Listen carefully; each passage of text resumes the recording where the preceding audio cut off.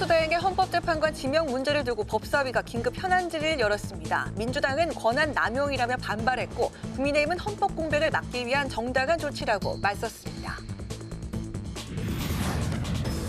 이재명 민주당 대표가 당 대표직에서 사퇴하며 본격적인 대선 준비에 들어갔습니다. 국민의힘도 경선 준비를 위한 첫 선관위 회의를 열었고 김문수 전 장관 등 대권 주자들이 잇따라 출사표를 던졌습니다.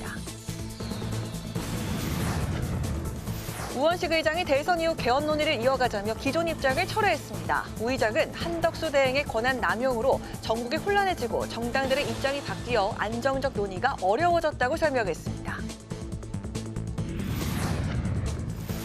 정치 현장 바깥의 시각으로 정치권 핵심 이슈를 풀어보는 정치외전. 임명 강행이냐 저지냐, 한덕수 권한대행의 헌법재판관 지명을 둘러싼 위헌과 자격 논란의 쟁점을 짚어보고 쏟아지는 출사표들에서 대선 구도를 전망해봅니다.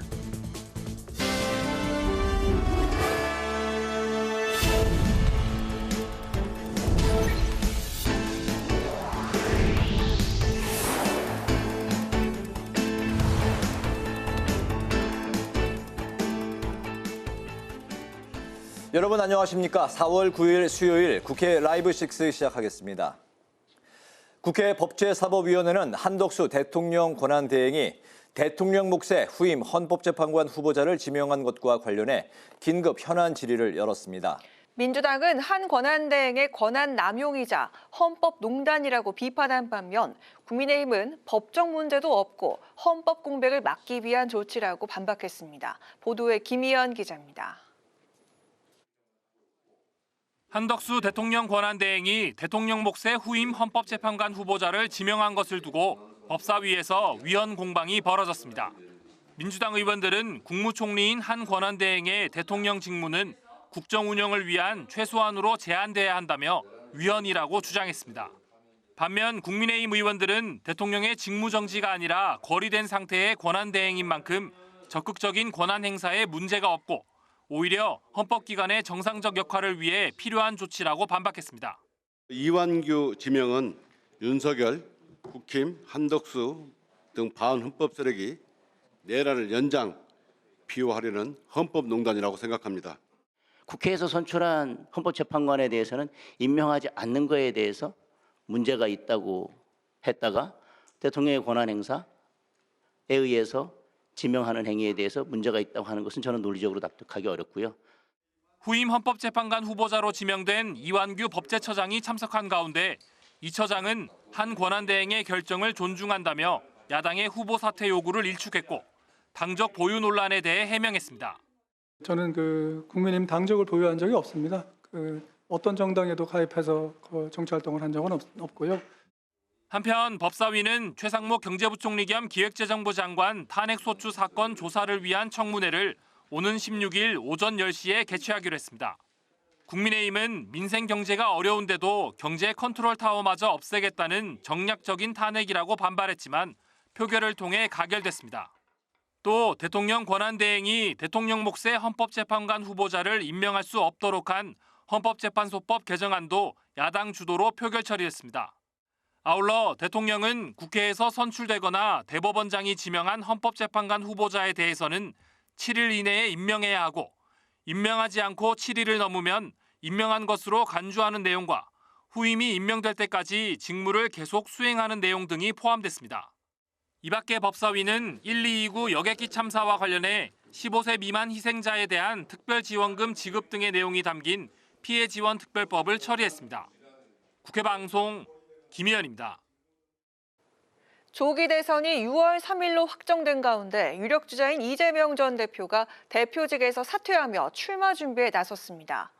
보수 진영에선 김문수 전 고용노동부 장관 등이 출사표를 던졌습니다. 김동희 기자입니다. 새로운 일을 시작하게 될 거라며 대표직에서 물러난 이재명 전 더불어민주당 대표. 마지막 최고위원 회의에서 사실상 조기 대선 출마를 공식화했습니다. 이 전 대표는 주가 지수를 보니 가슴이 아프다며 엄청나게 많은 사람들이 고통받고 있지만 국민은 언제나 역경을 이겨내왔다고 강조했습니다. 비상계엄 사태도 있었지만 국민의 헌신과 희생 덕분에 3년 동안 나름의 성과를 내며 재임할 수 있어 감사했다며 국민 곁을 지키겠다고 밝혔습니다. 또 사생활을 제외한 자신의 거의 대부분은 민주당이라며 당원들이 당과 자신을 지켜줬다고 말했습니다. 우리가 겪는 이 어려움도 우리 국민들께서 과거의 그 역경을 이겨낸 위대한 DNA를 발휘해서 빠른 시간 내에 이겨낼 것으로 믿고 저도 그 역정에 함께하겠습니다. 이 전 대표의 사퇴로 민주당은 박찬대 원내대표 대표 직무대행 체제로 전환됐습니다. 비명계에선 김동연 경기지사가 경제부총리 경험을 강조하며 출사표를 던졌습니다. 김부겸 전 국무총리는 고심 끝에 대선 경선에 참여하지 않기로 했는데 정권 교체와 새로운 대한민국의 전진을 위해 국민과 함께하겠다고 밝혔습니다. 국민의힘에선 김문수 전 고용노동부 장관이 대선 출마를 선언했습니다. 김 전 장관은 나라를 혼란으로 몰고 갈 이재명의 민주당을 바로잡겠다고 포부를 밝혔습니다. 12가지 죄목으로 재판받고 있는 피고인 이재명을 상대하기에는 가진 것 없는 깨끗한 손 이 김문수가 제격이 아니겠습니까? 제대로 싸우는 저 김문수만이 할 수 있습니다. 김 전 장관은 또 탄핵 이후 국민들이 과거의 허물을 모두 벗고 새롭게 앞으로 나아가길 기대하고 있다며 대한민국을 다시 위대하게 만들겠다고 각오를 밝혔습니다. 유정복 인천시장은 개헌 대통령이 되겠다며 출마를 선언했습니다. 이철우 경북지사는 현대판 박정희 정신으로 나라를 먹여 살리겠다며 출마의 뜻을 밝혔습니다. 한동훈 전 대표는 내일, 오세훈 서울시장은 오는 13일 출마 선언 예정이며 홍준표 대구시장은 모레 퇴임 후 다음 주 출마 예정입니다.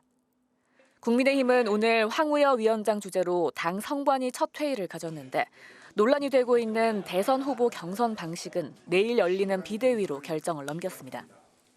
대선 레이스가 본격 시작된 가운데 경선 흥행과 국민 지지를 이끌어내기 위한 정치권 고심이 깊어지고 있습니다.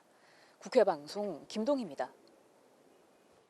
우원식 국회의장이 오늘 입장문을 통해 대선, 개헌, 동시투표 제안을 공식적으로 철회한다고 밝혔습니다.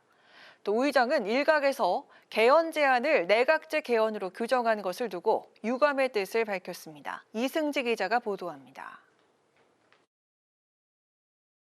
위헌 불법 비상계엄과 탄핵 정국을 거치면서 그 어느 때보다 개헌의 시급성에 대한 국민적 공감대가 큽니다. 시대적 요구, 개헌 방향성이 가장 명료해진 지금이 개헌을 성사시킬 적기입니다. 우원식 국회의장이 지난 6일 제안한 대선 개헌 동시투표 방침을 사흘 만에 공식 철회했습니다. 우 의장은 국회 원내 각 정당 지도부와 공감대의 변수가 발생했다며 현재로서는 제기된 우려를 충분히 수용하는 것이 최선이라고 말했습니다. 또 국민의힘이 주장하는 개헌이 국회 권한을 축소하는 방향이라면 사실상 합의가 불가능하다고 지적했습니다. 우 의장은 국민적 공감대에 기초한 재정당의 합의로 대선 이후에 본격적인 논의를 이어가겠다고 밝혔습니다. 우 의장은 특히 작년 재헌절 경축사를 통해 2026년 지방선거 동시개헌을 공식 제안하는 등 그동안 여러 차례 개헌의 필요성을 강조해온 만큼 이번 개헌 제안 배경에 대한 입장도 밝혔습니다. 지난 30년 동안 반복한 개헌 시도와 무산의 공회전에서 벗어나기 위해 이번 조기 대선 직전이 대통령 임기를 정하는 4년 중임제를 합의할 수 있는 유일한 시간이라고 판단했다고 설명했습니다. 또 12.3 비상계엄이 불러온 국가적 위기와 혼란을 제도적으로 방지하는 방안에 합의하는 것이 중요하다 판단해 각계에서 국회의 계엄 승인권 도입 필요성이 제기됐다고 설명했습니다. 한편 우 의장은 자신의 개헌 제안이 내각제 개헌으로 규정된 데 대해 유감의 뜻을 밝히며 선을 그었습니다. 대통령제는 6월 민주항쟁의 결실로 이를 벌이는 내각제는 국민적 동의를 구할 수 없다는 것이 일관된 입장이라고 강조했습니다. 국회 방송 이승지입니다. 국회 산업통상자원 중소벤처기업위원회는 미국의 상호 관세 조치가 우리나라 산업에 미칠 영향과 대응책에 대해 집중적으로 질의했습니다. 안덕근 산업통상자원부 장관은 대미 관세 협상에서 트럼프 대통령의 관심이 큰 조선 분야가 중요한 협상 카드라고 강조했습니다. 한규미 기자가 보도합니다. 국회 산업통상자원 중소벤처기업위원회는 미국 트럼프 행정부가 부과한 상호 관세와 관련한 영향과 정부의 대응책에 대해 질의했습니다. 주호영 국민의힘 의원은 미국과 FTA를 체결한 나라 중 한국의 세율이 가장 높다며 한미 FTA가 사실상 파기된 것 아니냐고 우려했습니다. 미국의 우리나라 관세 부과와 관련해서 미국과 FTA를 체결한 나라 중에서 우리가 가장 높이 맞았어요. 한미 FTA 사실상 파기된 거 아닙니까? 정교하지 못했다는 비판을 피할 수는 없어요. 하여튼 좀 죽기 살기로 하는 노력을 좀 하세요. 정진욱 민주당 의원은 기업의 충격이 큰 만큼 산업부가 대규모 추경을 적극적으로 요구해야 한다고 강조했습니다. 상호관세 충격이 엄청나지 않습니까? 그렇습니다. 예. 그러면 여기에 대응할 수 있는 추경이 필요하지 않나요? 상호관세에 따라서 기업들이 당하게 되는 충격들을 최소화하면서 적어도 우리 잠재 성장률 정도를 유지를 하려면 추경의 규모를 늘려야 된다는 것은 상식 아닙니까? 안덕근 산업통상자원부 장관은 한미 FTA는 유지해야 한다며 파기할 뜻이 없다고 선을 그었고 우리나라가 미국에 보복 관세를 부과하는 것은 자해성 피해가 커질 수 있어서 협상에 무게를 두고 있다고 말했습니다. 안 장관은 미국과 관세 협상 방안으로 조선 분야를 활용할 수 있다고 강조했습니다. 미국의 조선 산업의 그 역량이 2차 대전 이후에 계속 지속적으로 하락이 되면서 우리나라가 지금 갖추고 있는 조선의 기술과 이 제조 역량에 대해서 많은 기대를 하고 있고. 안 장관은 어제 트럼프 대통령과 한덕수 권한대행의 통화에서 나온 한국 기업의 알래스카 액화 천연가스 프로젝트 참여에 대해 신중하게 검토하고 국익을 우선시하겠다고 답했습니다. 한편 산자위는 재생에너지 개발과 이용 촉진법, 액화 석유가스 관련 법안 개정안, 그리고 전기안전관리법 개정안 등을 통과시켰습니다. 국회 방송 한규미입니다.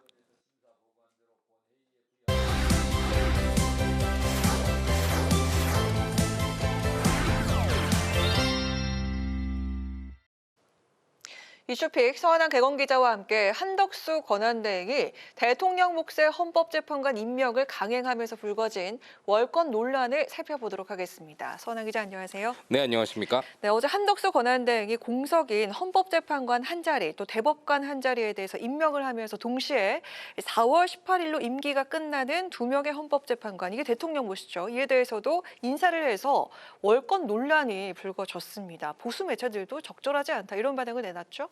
네, 그렇습니다. 오늘 한 보수 매체가 사설에 적절하지 않다라고 썼을 정도인데 사실 이 대통령 권한대행이 국회나 대법원장이 임명한 재판관을 임명할 수는 있어도 대통령 몫의 인사까지 하는 것은 적절하지 않다. 최소한의 권한만 행사해야 한다라는 게 법조계 다수설이기도 했습니다. 하지만 어제 이 한덕수 권한대행이 대통령 몫인 헌법재판관 후보자 2명을 새롭게 지명을 하면서 우원식 국회의장 사과와 지명 철회를 요구하면서 인사청문 절차 거부 방침을 밝히기도 했습니다. 이 민주적 정통성이 없는 임시지위인 권한대행의 권한 행사는 최소한에 그쳐야 되는데 국회 몫의 헌법재판관 임명은 거부하면서도 정작 이 대통령 몫의 헌법재판관을 지명한 것은 모순이라는 겁니다. 또 국회 입법조사처에 한 대행의 인사청문회 요청이 적법한지 여부에 대해서 유권 해석을 해줄 것을 의뢰하는 방안도 검토 중입니다. 네, 그리고 민주당도 역시 강도 높게 이건 바로 알박기 인사다 이렇게 반발을 하고 있습니다만은 일각에서는 이게 막을 방법이 없다 이런 얘기가 나오더라고요. 네, 그렇습니다. 민주당은 특히 이 2명의 지명된 재판관 중에 윤 전 대통령과 대학 동기로 이 12.3 비상계엄 다음 날에도 윤 전 대통령을 만날 정도로 가깝다라는 얘기가 나오는 이완규 법제처장을 후임으로 임명한 것은 중요한 문제다라고 지적을 하고 있습니다. 하지만 이 국회에서 청문회를 열지 않거나 혹은 인사청문 보고서를 채택 또 송부하지 않아도 대통령이 임명할 수 있다는 점을 좀 봐야 될 것 같습니다. 국회는 20일 안에 인사청문 절차를 마쳐야 하며 이 청문 기간은 10일까지 더 연장을 할 수 있는데 만약 이 한 달의 기간이 지나도 국회가 인사청문 보고서를 채택 또 송부하지 않으면 대통령은 임명을 할 수 있습니다. 대통령 몫의 임명에는 국회의 동의가 필수가 아니기 때문입니다. 물론 권한대행의 임명이 부적절하다고 보고 헌재의 권한쟁의 등을 다툴 수도 있지만요. 이 당사자 적격성, 즉 국회나 민주당의 권한이 침해당했다라고 볼 부분이 좀 모호합니다. 민주당은 한 권한대행의 재판관 지명으로 국회가 의무에 없는 인사청문회를 하도록 했다라는 논리를 검토 중이지만 이 법조계에서는 이것만으로는 명분이 다소 부족하다라는 평가도 나옵니다. 또 탄핵 소추와 달리 권한쟁의 심판은 직무가 정지되지 않기 때문에 결과가 나오기 전에 후보자들을 임명하면 직무 수행도 가능합니다. 민주당은 법원에 가처분 신청도 검토 중이지만 역시 법원에서 대통령의 권한대행의 권한이 어디까지인가를 판단하기에는 한계가 있다라는 전망도 나옵니다. 민주당이 이 재판관들을 임명하기 전에 한 권한대행에 대해서 탄핵소추를 재추진하는 선택지도 역시 남아있지만 권한대행이 이를 임명하게 되면 역시 막을 수가 없습니다. 또 한덕수 권한대행의 체급을 높여주는 꼴이 돼서 최근에 이 대선 차출론이 거론되는 한 권한대행을 도와주는 셈이 될 수 있다라는 우려까지 나오고 있거든요. 마지막까지 임명을 강행하면 민주당 안팎에서는 헌법재판관을 탄핵하는 안까지 거론이 되고 있는 배경이기도 합니다. 네, 자 그럼 다음으로 용산 대통령실 이야기를 좀 해볼까 하는데 윤석열 대통령이 3년 전에 취임과 함께 아주 큰 예산을 들여서 청와대를 나와서 그 용산의 국방부 건물을 대통령실로 바꿨습니다만은 3년 만에 그야말로 딜레마가 된 것 같습니다. 네, 그렇습니다. 517억 원을 들여서 손을 봤지만 3년 만에 무용지물이 되는 게 아니냐 하는 우려가 벌써부터 나오고 있습니다. 일단 이재명 대표, 오늘 사퇴했으니까 이제 전 대표인데 이재명 전 대표의 입장은 용산 대통령실을 쓰지 않겠다는 겁니다. 이 밖에도 민주당의 대선 출마 후보자들은 모두 윤석열 대통령의 이 상징성이 짙은 용산 대통령실은 쓸 수 없다는 입장이 단호합니다. 그럼에도 그 다음의 선택지가 사실 많지가 않습니다. 당장 6월 4일 대선 다음 날 곧바로 취임을 해야 하거든요. 그러다 보니까 민주당 안팎에서는 일단 쓰되 세종시로 옮기자라는 얘기도 나옵니다. 다만 세종시 이전은 개헌이 필요하다는 점을 좀 봐야 됩니다. 2004년 헌법재판소가 대한민국 수도는 서울이라는 이 관습 헌법을 인정한 판례가 있어서 이전을 위해선 개헌이 필요하거나 혹은 다시 한번 헌재의 문턱을 넘어야 할 수도 있습니다. 네, 자 국민의힘에서도 용산을 그대로 활용을 할 것인가를 두고서 의견이 좀 갈리고 있는 것 같거든요. 오세훈 서울시장 정도만 이전 비용을 좀 고려해서 그냥 그대로 용산에서 하자 이런 입장이고 나머지는 좀 조심스러운 분위기인 것 같습니다. 네, 이쯤 되면 시청자분들께서는 청와대로 다시 가면 되지 않냐라고 생각하실 수 있겠지만요. 이 70년 넘게 그동안 대통령의 집무실로 사용되었던 청와대, 각종 시설이 갖춰져 있다는 장점이 있었지만 이미 2년 이상 일반에 개방된 탓에 보안이 사실상 사라져버렸다라고 봐야 됩니다. 네. 또 문재인 전 대통령이 공약으로 내걸었다가 무산된 이 광화문 집무실, 즉 정부 서울청사를 이용하는 방안도 있지만요. 이 광화문 일대에 가보신 분들은 알겠지만 주변 고층 건물이 많고 또 도심 핵심지에 있기 때문에 경호나 보안에 절대적으로 취약합니다. 특히 고층 건물이 있을 경우에 저격 등이 가능하기 때문에 이 점을 고려하면 사용하는 것이 사실상 불가능에 가깝습니다. 문제는 국민의힘 출마 후보들도 용산을 원치 않고 있다는 겁니다. 이 홍준표 대구시장은 시장 퇴임식을 앞두고 열린 기자간담회에서 불통과 주술의 상징이 되어버렸으니 당연히 청와대로 복귀해야 된다라고 밝혔고요. 안철수 의원도 청와대 복귀 입장입니다. 말씀하신 것처럼 오세훈 서울시장 정도만 문제를 들어서 이 대통령실에 더 비용이 들어서는 안 된다라는 입장으로 알려져 있습니다. 네. 이 청와대 복귀를 주장하는 이들은요. 다시 건물을 리모델링하면 되지 않겠냐라고 설명을 하고 있습니다. 하지만 이 역시 적지 않은 시간이 들고요. 또 최소 수백억 원의 예산이 필요할 것으로 보입니다. 말씀드린 것처럼 이번 대통령은 6월 4일 대선 다음 날 곧바로 취임해 일을 시작해야 하고요. 때문에 세종이나 청와대 중 어디로 가더라도 잠시 용산 대통령실에 신세를 지는 것은 어쩔 수 없을 것이다라는 관측과 함께 만일 세종으로의 대통령 관저와 집무실을 이전하는 것이 추진될 경우에 수도권과 충청권의 표심이 엇갈릴 수 있어서 대선 과정에서 상당한 이슈가 될 것으로 보입니다. 네, 오늘 이슈픽은 여기까지 들어보도록 하겠습니다. 서한영 개공 기자와 함께했습니다. 고맙습니다.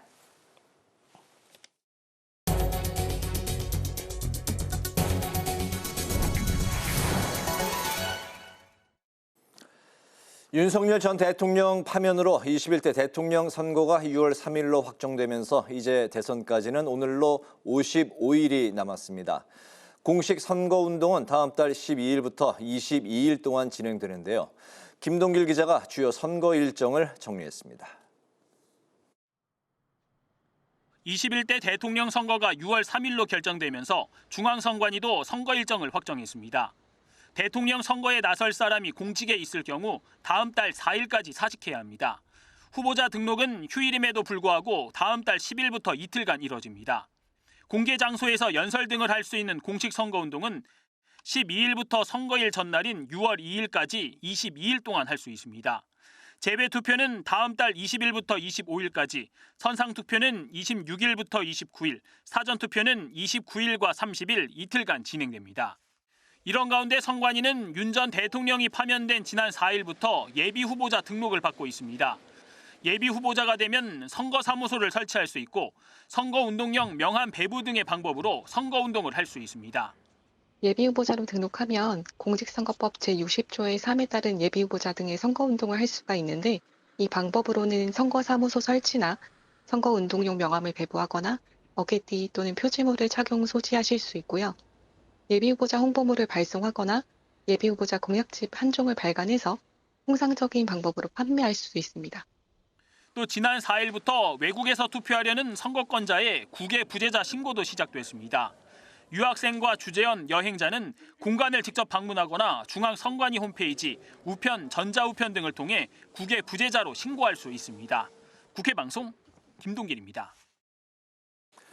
더불어민주당이 검찰이 사드 배치 고의 지연 의혹과 관련해 정우영 전 국가안보실장 등 문재인 정부 인사들을 불구속 기소한 것과 관련해 정치 수사를 통한 대선 개입 시도를 즉각 중단하라고 촉구했습니다. 민주당 전 정권 정치 탄압 대책위는 문재인 정부는 사드 배치를 고의로 지연한 적이 없고 박근혜 정부 시절 결정된 사안을 법이 정한 절차를 지켜 운용한 것이라고 강조했습니다. 또 감사원의 수사 요청을 받은 검찰의 무차별적 표적 수사는 정치보복 패턴의 전형을 보여주고 있다면서 검찰을 향해 전 정권에 대한 정치 수사를 통한 대선 개입 시도를 중단하라고 요구했습니다. 국민의힘이 조기 대선을 앞두고 상임고문단 회의를 열고 당 원로들의 의견을 들었습니다. 정의화 상임고문단 회장은 당내 10명이 넘는 후보가 대선에 나서는 점을 우려하고 경선 과정에서 갈등과 분열이 아닌 화합과 신뢰를 보여줘야 한다고 당부했습니다. 상임고문단 사이에서는 이재명 민주당 대표의 폭주를 막을 후보가 필요하다는 의견과 함께 한덕수 대통령 권한대행의 대선 출마 의견이 나온 것으로 전해졌습니다. 우원식 국회의장이 아랍연맹 주한 외교사절 12명을 국회로 초청해 전국 현안과 한아랍 관계 등에 대해 의견을 나눴습니다. 우 의장은 탄핵 이후 대한민국은 더욱 단단한 민주주의 국가가 될 거라며 헌법과 법률에 따라 안정적으로 운영 중이며 안전하다는 것을 아랍 각 국가와 국제사회에 널리 알려달라고 당부했습니다. 또 올해 말 경주 에이펙 정상회의가 성공적으로 개최될 수 있도록 적극적으로 지지해달라고 요청했습니다.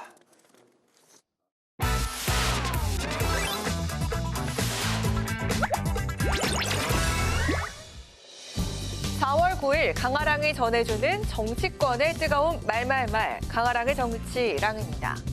오늘 첫 번째 주제는 춘추 전국시대입니다. 오늘 6월 3일에 치러질 대선을 앞두고 국민의힘에서 대규모 출마 러시가 이어지고 있습니다. 거짓과 감은 이슬로 대한민국을 혼란과 파벌로 몰고 갈 이재명의 민주당은 저 김문수가 확실히 바로 잡겠습니다. 이재명을 넘어 승리할 수 있는 유일한 후보인 저 안철수를 선택해 주십시오. 저는 누구보다 깨끗하고 중도 소구력이 가장 큰 후보입니다. 범보수 진영에서 지지율 1위를 기록한 김문수 전 장관과 안철수 의원의 출마 선언에 이어서 내일은 한동훈 전 대표가 출정식을 가질 예정이라고 하죠. 이런 가운데 현직 광역자치단체장들의 출마 움직임이 활발합니다. 유정복 인천시장은 메가더 장군 동상 아래서 이철우 경북지사는 구미에 있는 박정희 전 대통령 생가를 찾은 뒤에 출사표를 던졌는데요. 이 나라 자유민주 체제를 만드는 이승만 대통령, 또 오늘 대국을 만드는 기본을 다 닦은 박정희 대통령, 그 정신을 이어받아야 됩니다. 그런 정신으로 오늘 경북인을 대표해서 제가 나라를 구하러 간다는 심정입니다.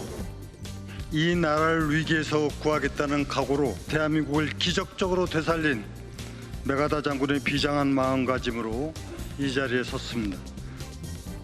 후보자가 15명을 넘어설 수 있다는 전망이 나오면서 국민의힘 대선 경선이 춘추 전국 시대를 방불케 하는 경쟁 구도가 될 수 있다는 분석이 나오고 있습니다.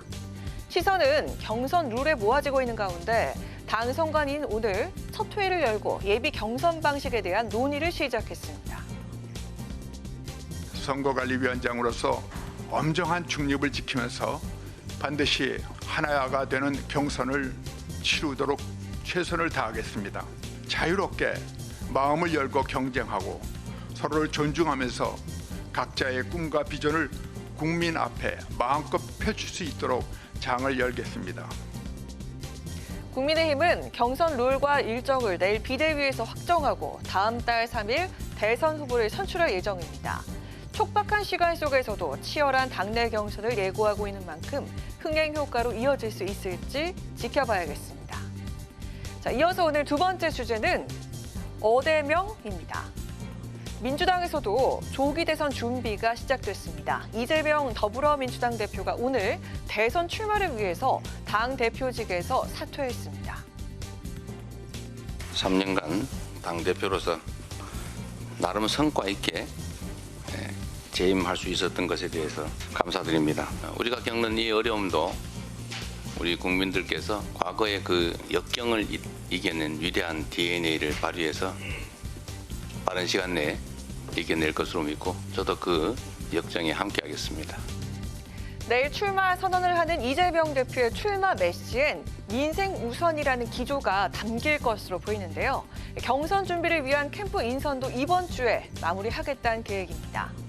선거대책위원장엔 이해찬계로 꼽히는 윤호중 의원이 그리고 총괄본부장엔 실력파, 전략통으로 통하는 강훈식 의원이 내정된 것으로 알려지고 있죠. 문재인 정부 청와대 출신 인사도 합류할 거란 예측이 나오면서 개파색이 옅은 인사들로 캠프가 꾸려질 것으로 보입니다. 통합형에 방점을 찍겠다는 것으로 분석되고 있습니다. 자, 이런 가운데 비명계 주자들도 이재명 후보만으론 대선 승리가 불가능하다며 출마 선언을 한 상황입니다. 저는 제21대 대통령 선거에 출마합니다. 이대로는 안 된다는 절박감으로 출마합니다. 정권 교체만으로는 안 됩니다. 정권 교체, 그 이상의 교체가 필요합니다. 어대명 경선으로는 본선 승리가 어렵습니다. 어대명 경선에 왜 출마하느냐 묻습니다. 어대명 경선으로는 본선 승리를 장담할 수 없기에 출마합니다. 한편 비명계 대선 주자로 꼽혀왔던 김부겸 전 총리는 정권 교체에 함께하겠다면서 대선 경선 불출마를 선언했습니다.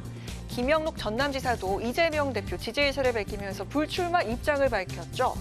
출마가 예상됐던 후보들이 불출마하면서 상대적으로 조용한 경선이 되는 게 아니냐는 지적에 다른 전략으로 경선 흥행을 꾀하면 된다는 의견도 이어졌습니다. 민주당은 강력한 후보가 있으니까 또 경선하시는 분도 있지만 그 경선 후에 더 단합되고 통합된 힘으로 끌고 가는 그런 전략을 피우면 될 거라고 봅니다. 21대 대통령 선거까지 50여일 남은 상황에서 민주당의 어대명 기류에 반전의 바람이 불 수 있을지 관심이 집중됩니다. 지금까지 강아랑의 정치랑이었습니다.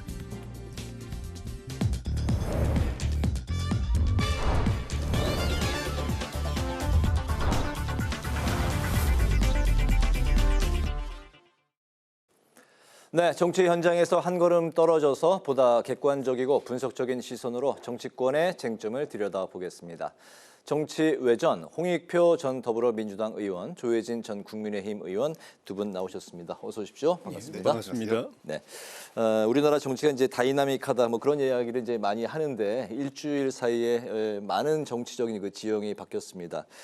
대통령이 탄핵 선고에서 이제 파면이 됐고 이제 국면은 조기 대선 국면으로 이제 완전히 넘어간 그런 분위기인데 이런 상황에서 이제 한덕수 대행이 헌법재판관 2명을 지명한 것이 최근에 가장 뜨거운 논란과 쟁점으로 떠올랐습니다. 우선 이 쟁점부터 짚어볼까 하는데요.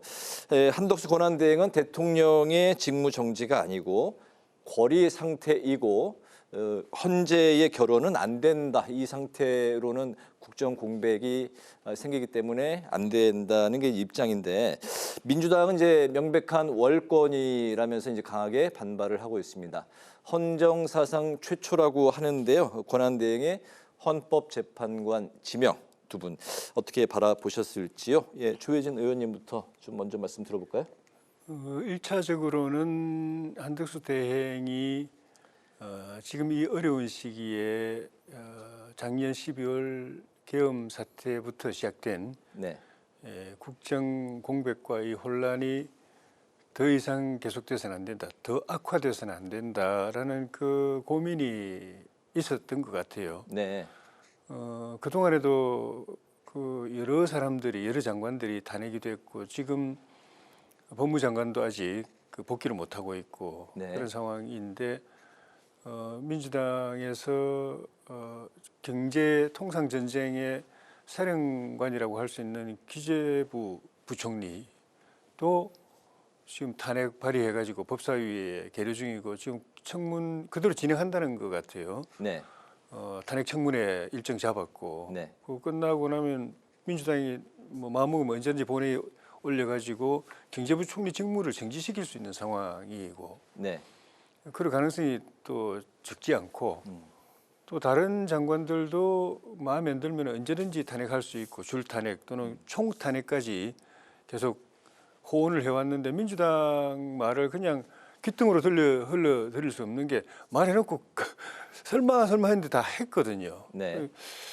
그렇게 됐을 때 주요 장관 자리가 비는데 헌재에서 만약에 이번에 그 이진숙 방통위원장부터 감사원장하고 이제 계속 시간은 좀 지체됐지만은 다 네. 심리해가지고 기각 결정 내려서 복귀시켰지 않습니까? 네네. 그렇게라도 하면 다행인데 지금 육명 상태로 그대로 있게 되면은 이 심리 자체가 안 돼서 탄핵에서 행정 공백이 생기는 것도 문제지만은 그 공백이 굉장히 장기화될 가능성이 많아지는 거는 이건 국가적으로 이건 끔찍한 일이고 재앙이다. 네. 그래서 탄핵을 하는 거야 민주당에서 마음대로 하는 거니까 못 막지만은 탄핵이 되더라도 헌재에서 빨리빨리 심리해가지고 대통령 탄핵도 끝났기 때문에 헌재가 마음먹으면 빨리 심리해서 빨리 결론 내려서 직무 복귀시킬 수 있어야 되니까 그걸 하기 위해서는 비어있는 세 자리를 임명해야 된다라고 했던 고민이 있는 것 같고 네. 두 번째는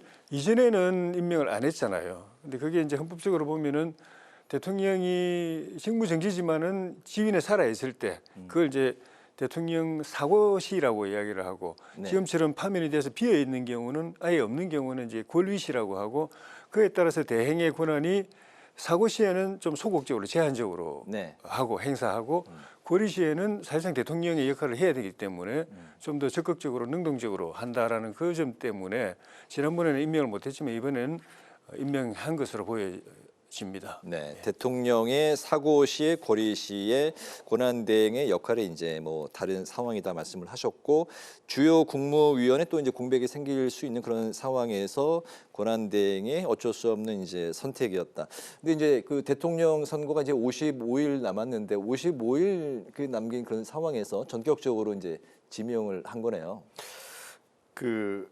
제가 한 4가지 점의 문제를 좀 지적하고 싶습니다. 이번 네. 상황에 대해서. 첫 번째는 그 한덕수 총리가 자기 모순에 빠져 있습니다. 사실 국회가 추천해서 3명에 대해서도 그 당시 6명 6인 체제였어요. 네. 그러니까 더군다나 대통령 탄핵을 앞두고 있는 시점이었기 때문에 완전 더군다나 이것은 국회가 추천했던 거기 때문에 권한대행의 임명 절차는 형식적인 요식행위에 불과하니까 임명을 하겠는데 그 당시에도 차이필 밀면서 이것이 권한대행이 할 수 있는 거냐 아니냐 하고 밀었는데 이제는 반대로 그걸 임명하겠다 이렇게 하니까 자기 모순에 빠져 있는 거죠. 네. 그러면 두 번째 권한 문제입니다. 뭐 실제로는 우리 헌법에는 유고나 거리에 따라 권한대행의 역할이 바뀌는 건 없습니다. 다만 그 지금 관행적으로 해석되어 온 것은 네. 이 권한대행의 경우에는 매우 그 소극적 그리고 그 최소한의 업무를 할 수 있도록 돼 있기 때문에 실제로 지난번에도 이 국민의힘에서 그 반대했던 논리도 뭐였냐면 대통령의 권한 그 인사도 아닌데 이거는 대통령의 인사 아니겠습니까? 그러니까 대통령 권한대행 이걸 임명하는 게 맞느냐? 사실 거슬러 올라가면 황교안 총리도 그 당시 이런 논란 때문에 임명을 못했습니다. 헌법재판관. 네. 그리고 세 번째, 이 임기 말 정권의 인사권 관행인데요. 이런 중요 직책, 일면 그 감사위원이라든지 헌법재판관, 대법관 등등 같은 경우에는 임기만 한 두세 달 남겨놨을 때 현직 대통령이라도 당선자가 존재할 경우에는 그 당선자하고 협의를 해왔습니다. 2007년도에 노무현 대통령도요. 그 당시에 그 헌법재판관 임명과 관련돼서 이명박 대통령의 양해하에 임명을 했습니다. 네. 그 당선자였죠. 네. 이명박 당선자. 그리고 문재인 대통령도 지난 2022년 당시에 감사위원 두 사람의 공석인데 그것을 당시 당선자였던 윤석열 당선자와 협의해서 한 명은 현직 대통령 임명하고 한 명은 그대로 둬서 한 명은 이제 윤석열 당선자 측이 추천한 사람 두 명을 임명한 거예요. 네. 그렇게 해서 그 문제를 해결했기 때문에 이렇게 임기 말에는 현직 대통령조차 후임자에게 인사권의 일정 정도를 양해를 구하거나 또는 양보하는 것이 일반적인데 권한대행이 50여일 남겨놓고 이렇게 하는 거는 있을 수 없는 일이죠. 네. 마지막에 하나는 더군다나 그것을 문제 있는 인사를 지금 그 이완규 법제처장 같은 경우에는 내란죄 가담 여부와 관련돼서 지금 고발돼 있고 수사가 진행되고 있지 않습니까? 네. 현재 대통령이 그런 비상계엄에 잘못된 것으로 인해서 탄핵됐는데 그거를 그 관련돼 있고 지금 수사가 진행되고 있는 사람을 헌법재판관이 듣는 이러한 인사를 하는 것은 이건 사실 민주당 보고 나를 탄핵시켜달라 이런 얘기 아닌가 싶어요. 본인이 대통령 선거에 진짜 나가려고 하는 건지 네. 민주당이 탄핵을 하면 대통령 선거에 나갈 명분을 이렇게 만들려고 하는 것 아닌가 하는 의구심이 들 정도입니다. 네, 오늘 그 법사위에서는 공수처장이 이제 출석을 해서 한덕수 대행과 이완규 후보자에 대해서 이제 수사 상황이다라고 이제 언급을 했고 구체적인 상황은 지금은 이제 밝힐 수 없다고 말했는데 어쨌든 수사가 진행 중인 후보자 그리고 이제 이완규 후보자는 윤 전 대통령과 이제 79학번 뭐 동기고 뭐 40여 년간의 오랜 뭐 지인, 뭐 절친이고 특히나 이제 최근에 이제 비상계엄과 관련해서 안가 4인 회동 중에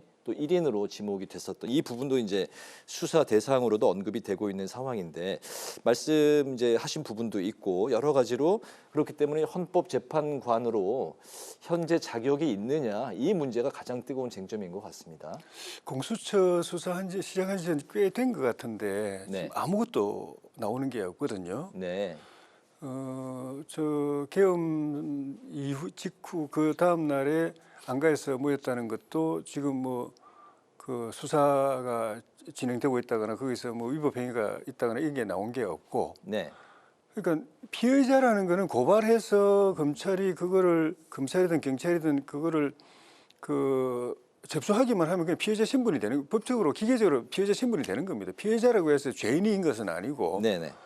그래서 피해자라고 자격이 없다가 거기서 범법 행위가 있거나 아니면 도덕적으로 비난받을 일이 있거나 하면은 고위공직자 임명해서 좀 고민해야 될 부분인데 그것이 없는 상황에서 그냥 피해자라는 그 딱지 하나만 가지고 문제된다고 하면은 이거는 공직자 임명 막는 게 아주 쉬워져 버려요. 누구 공직자 고위공직자 임명한다고 그럴 때 고발해가지고 접수시켜 버리면 피해자 신분으로 전환시켜 버리면은 네. 바로 그 인사권자가 인사를 못하게 되는 상황이 될 수도 있기 때문에 피해자이기 때문에 안 된다. 이거는 저는 아닌 것 같고 오히려 그 이완규 처장은 대통령하고 대학 동기고 연수원 동기고 오랜 절친이임에도 불구하고 그 살아온 관계를 보면은 공사를 굉장히 좀 야박할 정도로 칼같이 이렇게 한 것 같아요. 네. 물론 그 이전에 대학 다닐 때 그 5.18 민주화 운동 관련해 가지고 이제 구속된 전력이라든지 그래서 민주화 운동 그 유공자로 지정된 거라든지 그런 것도 이분이 그냥 단순한 검사가 아니다라는 이제 생각을 갖게 하지만은 대통령하고 오랜 직위인데도 불구하고 그 대통령이 그 특검 그 수사팀장 하다가 갑자기 문재인 대통령에 의해서 그냥 전격적으로 서울중앙지검장 임명될 때 아무리 내 친구지만 이거는 인사 잘못됐다 하고 지적하고 뭐 대통령 입장에서 볼 때는 굉장히 섭섭할 일인데 네. 그건 그거고 이건 이거다라고 이야기하는 그런 분이고 그런데도 불구하고 또 그 대통령이 검찰총장 시절에 추미애 장관으로부터 부당하게 징계를 받을 때 그래 가지고 행정 소송이 벌어졌을 때는 본인이 또 그 법정 대리인을 맡아가지고 또 변호해주고 네네. 또 이번에 그 탄핵 계엄 사태가 벌어졌을 때는 아무리 국무위원들이 있는 데서 아무리 대통령 그래도 대통령이라는 사람이 어떻게 이런 계엄 같은 이런 큰 일을 하면서 국무위원들 의견도 안 들어보고 그렇게 하나 네. 하고 이렇게 공개적으로 비판할 정도예요. 그러니까 저는 이런 분은 꼭 뭐 그 다른 그 맥락에서 그 관계가 다른 맥락이 없다 하더라도 네. 꼭 이분이 아니라도 이런 그 캐릭터를 가지고 이런 삶의 궤적을 그런 분은 헌법재판관으로서 우리가 찾아야 될 사람이 아닌가 하는 그런 생각이 들었어요. 알겠습니다. 헌법재판관 뭐 그 지명과 관련한 부분은 뭐 더 하실 말씀이시면 한 30초 정도로 정리하고 다음 이슈로 갈까요? 아니면 바로 넘어갈까요? 예, 그냥 넘어가 됩니다. 알겠습니다. 자, 이제 대선까지 이제 대선 조기 대선까지 이제 아까도 말씀드렸지만 55일 남았습니다. 이제 각 후보들의 출사표가 이어지고 있는데 민주당에서 이재명 대표가 이제 출마를 위해서 오늘 대표직을 이제 사퇴를 했고 김동연 경기지사 그리고 김부겸 전 총리는 이제 김동연 지사는 출마 선언을 했고 김부겸 전 총리는 경선은 안 하겠다는 출마 가능성은 이제 뭐 시사하고 열어둔 이제 그런 상황이죠. 어쨌든 민주당 내의 1인 대세를 좀 흔들 수 있는 당내 경선이 좀 어떻게 진행이 될까요?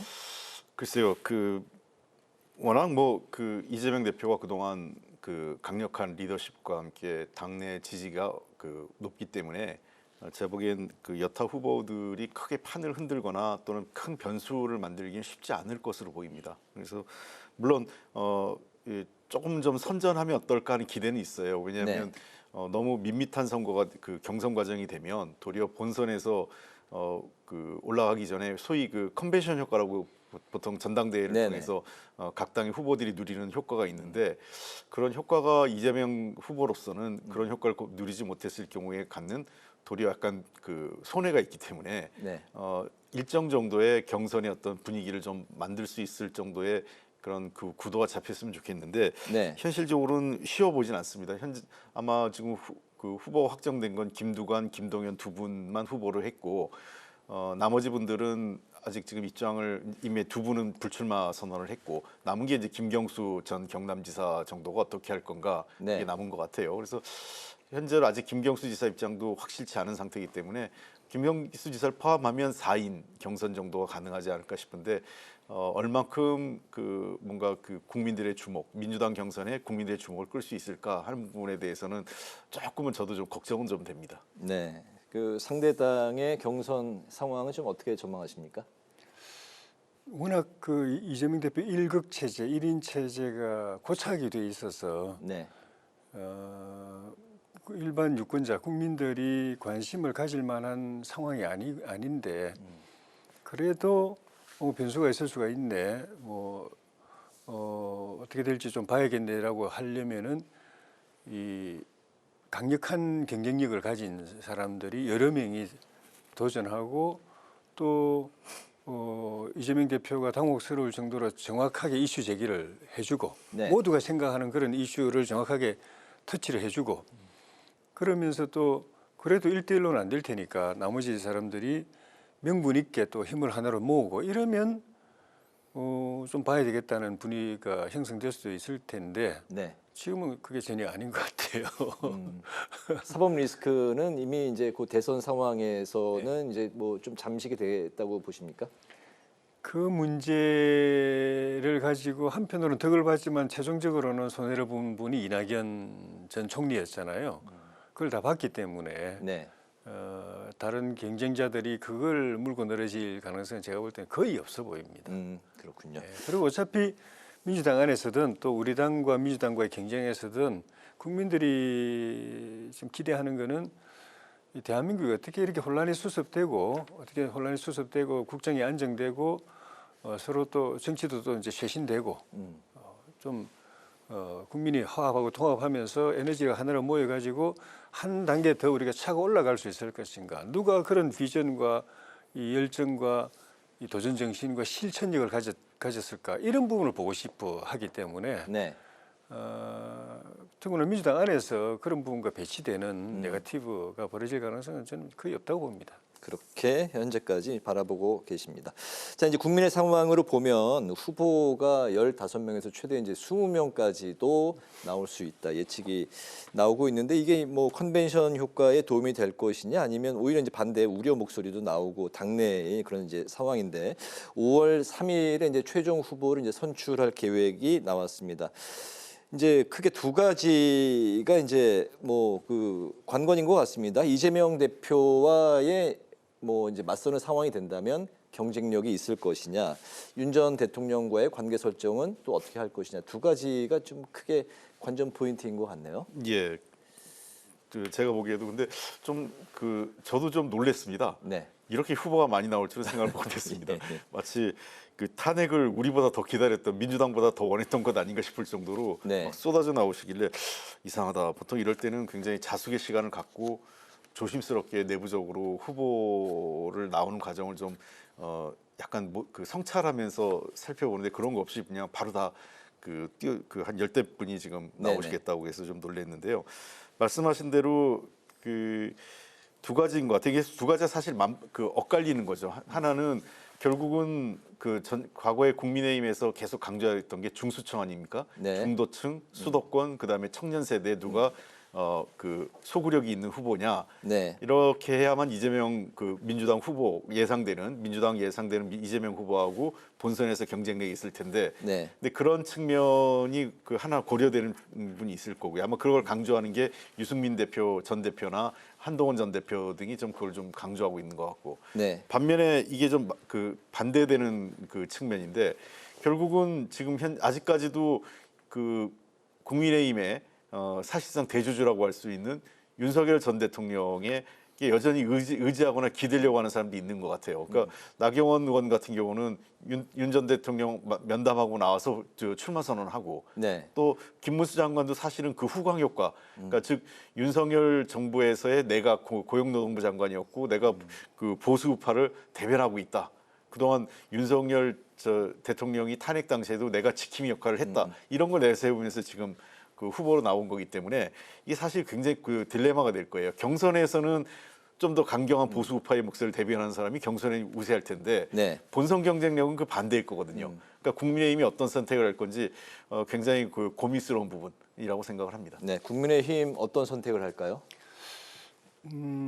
후보 중에서도 스스로 굉장히 약세라고 생각하고 어느 정도까지 이렇게 경쟁권 안에 들어가려고 하면은 확실한 어떤 지지층을 짧은 기간 안에 딱 이렇게 이양을 받아야 된다, 보장을 받아야 된다, 넘겨받아야 된다라고 생각하는 사람들은 뭐 그런 거 저런 생각할 것 없이 이제 대통령의 지지를 받기 위해서 하겠지만은 그렇지 않고 일정한 경쟁력이 있는 사람들은 또 나중에 최종적으로 우리 당 전체의 입장은 대통령과의 관계에 대해서 거의 유사할 것 같아요. 뭐 큰 차별이 없을 것 같은 게 상식적으로 다 움직일 거라고 봅니다. 그 이전에 대통령께서 3년가량 집권하면서 잘한 것, 그건 다 인정하고 잘 못한 거는 잘못했다고 이야기하고 지적할 건 지적하고 또 지금 이후로 파면되고 난 이후에 그냥 보통의 국민으로 돌아간 대통령이 어떤 행보를 보이느냐를 봤을 때 이거는 국민들이 공감할 만한 일이다. 말이든 행동이든 이거는 국민들이 좀 탐탁지 않게 생각할 거다. 요거에 따라서 국민들이 다 공감하고 이해할 만한 은행을 보이면 그건 다 오케이. 다 그냥 받아들이고 아니다 하면은 저건 아닌 것 같다라고 이야기하고 다 상식적으로 그렇게 움직일 거라서 어떤 사람은 대통령하고 뭐 손절할 거다. 어떤 사람은 대통령을 등에 업고 할 거다. 그거는 흔히 말하는 영어로 말하는 마이너 후보들 차원에서고 나름 경쟁력이 있는 누구 그 중에 후보가 될 만한 자격이 있는 분들은 상식선에서 다 할 것 같아요. 상식선. 예, 알겠습니다. 그 상식이 또 뭐 사람들마다 판단이 다르겠습니다만 아무튼 국민의힘 경선 상황도 지켜보도록 하겠습니다. 내일 이제 경선 룰이 정해진다고 하는데 또 어떻게 나올지도 지켜보도록 하고요. 이제 마지막 이슈는 좀 짧게 개헌에 대해서 두 분의 말씀을 좀 한 1분 정도씩 좀 짧게 들어볼까 하는데 최근에 이제 우원식 국회의장이 긴급 기자회견을 열고 개헌에 대해서 이제 화두를 던졌지만 개헌은 대선 후에 논의를 하자 이렇게 입장을 좀 선회를 했습니다. 현재 상황에서는 개헌을 대선과 이제 동시에 치르는 것이 좀 잘못된 방향으로 흘러갈 수 있다. 그게 이제 그 배경인데 약간 그 개헌 논의가 약간 힘이 빠진 그런 뭐 양상인 것 같습니다. 그렇다면 대선 후에 개헌이 본격적으로 다시 한번 또 펼쳐진다면 좀 어떻게 좀 흘러갈까요? 예, 한번 먼저 이제 우원식 의장의 입장을 조금 그 헤아려 볼 필요가 있는데요. 네. 너무 갑자기 대선과 개헌 국민투표를 한꺼번에 치르자고 하면서 그 국회 내 공감대를 못 얻은 거죠. 국민적 공감대도 없었고. 근데 빠른 시일 내에 이걸 또 바로잡고 우원식 입장을 정리해 주신 건 잘한 것 같고요. 한 가지 오해가 있는 거는 우원식 의장이 내각제를 주저한 적은 없습니다. 근데 자꾸 이걸 내각제를 하고 있다 이런 이제 잘못된 뉴스가 나와서 우원식 의장 입장도 제가 알기엔 기본적으로 4년 중임제, 대통령제를 유지하는 쪽으로 제가 알고 있고요. 지금 대선이 당장 이번 개헌이 대선 전에 이루어지기 어려운데 두 가지 안으로 아마 대선 레이스 과정에서 논란이 될 것 같아요. 어떤 건가요? 네. 첫 번째 안은 2026년 지방선거에서 개헌 국민투표를 해서 28년도 총선에서 대선을 치르자. 이건 이제 3년 정도로 임기를 단축하는 거죠. 이 안을 지지하는 후보들이 있고요. 또 두 번째 안은 28년 총선에 개헌 국민투표를 해서 2030년에 지방선거와 대선을 같이 치르자. 대체로 그 지방선거가 6월 초에 하기 때문에 대통령 선거가 지금 6월 달에 치러지지 않습니까? 정상적으로 5년 임기를 맞춘다면 거의 시기가 맞아요. 그런 측면에서 그 현실성도 있고 해서 이 두 가지 안을 놓고 아마 각 후보들이 개헌의 일정, 그다음에 개헌의 방식, 그리고 보다 구체적인 내용은 개헌의 구체적인 내용도 차이가 있을 텐데 그런 내용을 갖고 이번 대선 과정에서 공약으로 내걸지 않을까 생각합니다. 알겠습니다. 조혜진 의원님 생각도 들어보겠습니다. 이재명 후보가 낙선하지 않는 이상은 다음 정부에서 개헌이 될 가능성은 저는 거의 없다고 봅니다. 그 이전에도 역대 대통령마다 후보 시절에는 한다. 뭐 취임하면 바로 하겠다고 그래놓고 한 사람도 안 한 이유가 있거든요.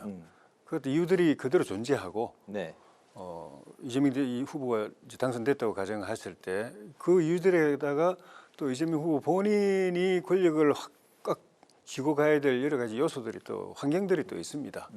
그러니까 지금 나오는 이야기들은 다 분권 개헌이고 필요에 따라서는 임기를 또 단축해야 될 수 있는 개헌 방향인데 그에 대해서 이재명 그 후보가 동의할 가능성은 제로고 다만 낙선하면은 이재명 후보로서는 새 대통령 임기 5년 동안 기다리지 못할 거예요.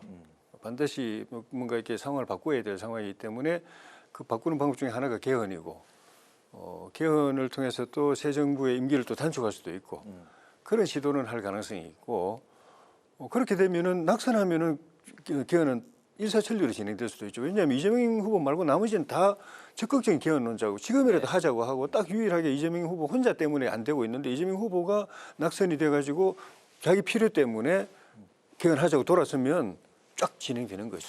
알겠습니다. 한 가지만 더 드릴게요. 짧게 말씀드리면 저는 좀 생각이 다른 거는 이재명 대표하고 제가 직접 얘기를 해봤고 이재명 대표의 생각은 물론 3년으로 임기를 단축시키는 거에 반대하지만 2030년에 대선이 치러진다면 그리고 개헌이 이루어져서 대선이 치러진다면 이재명 대표하고는 아무런 구속력이 없거든요. 그러니까 즉 그 개정된 헌법의 발효는 2030년 이후에 되는 거기 때문에 이재명 대표가 만약에 대통령이 됐을 때 굳이 그것을 막고 반대할 이유는 없다고 저는 이렇게 봅니다. 알겠습니다. 오늘 정치외전 개헌 논의까지 한번 짚어봤습니다.